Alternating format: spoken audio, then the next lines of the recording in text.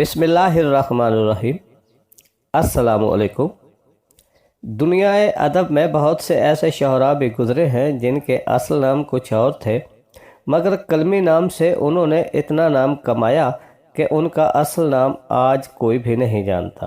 اگر کوئی ان کے اصل نام کو جانتا بھی ہے تو بہت کم لوگ ان کے اصل اسماء کے بارے میں علم رکھتے ہیں۔ آج ایک ایسے ہی شاعر کا تعارف لے کر آپ احباب کی خدمت میں حاضر ہوئے ہیں۔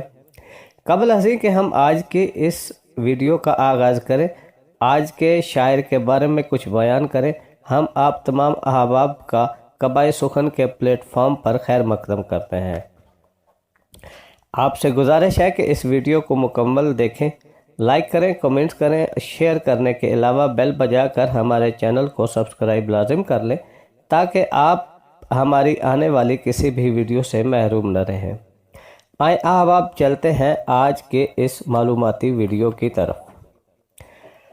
آج ہم ہندوستان کے ایک ایسے شاعر کا تعارف پیش کر رہے ہیں جنہوں نے اپنے قلمی نام سے خوب شہرت حاصل کی۔ کسے خبر تھی کہ 1929 کو حیدرآباد ہندوستان میں پیدا ہونے والا بچہ بعد میں خواہ ہی مشہور ہوگا۔ ان کا شمار ہندوستان کے کونا مشرقی شعراء میں ہوتا ہے اور مشہور ترین شعراء میں ان کو گنا جاتا ہے۔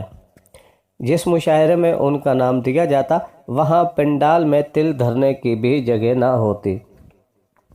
وہ جس بھی مشاعرے میں قدم رکھتے تو ہر طرف ان کے نام کی جے جے کار ہوتی۔ دوسرے معروف شعراء کی طرح انہیں بھی ایک بڑی پذیرائی ملی۔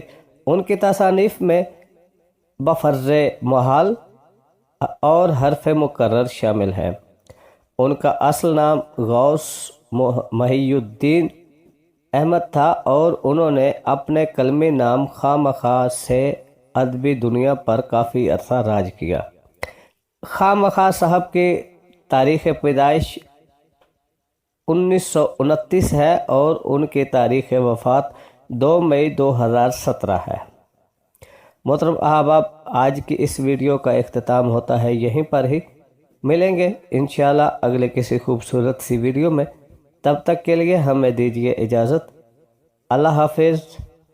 پاکستان زندہ باد۔